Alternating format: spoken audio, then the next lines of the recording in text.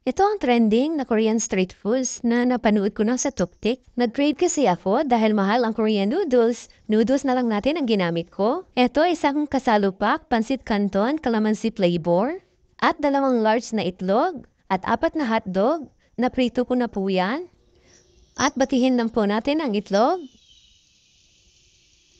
At lagyan lang natin ng konting asin at paminta, pampalasa lang. At nagpainit na rin pala ako ng tubig para sa ating pansit canton. Habang hinihintay natin na kumulo ang tubig para sa ating pansit canton, imix muna natin ang mga pampalasa ng ating pansit canton. At ayan, kumukulo na. Pwede na natin ilagay ang ating pansit canton. At kapag okay na, i-drain lang natin.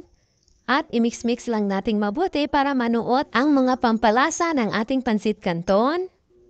At dito sa ating kawali, maglagay lang tayo ng butter. At kapag tunaw na ang butter, pwede na natin ilagay ang pansit canton. At i-mix-mix lang natin. At pwede na natin ilagay ang ating binating itlog.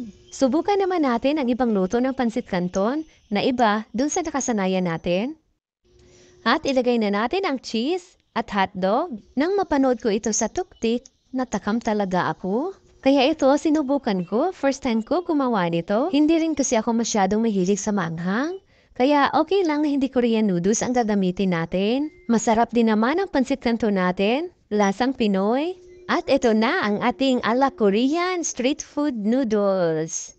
Kung nag-crave kayo nito, gawa na rin kayo. Kung nagustuhan niyo ang ating recipe, pakipollow na lang po ang ating page at pa-share ang video. Maraming salamat po. Tikman na natin. Wow! Ang sarap niya! Kaya pala nag-trending ito sa Korea.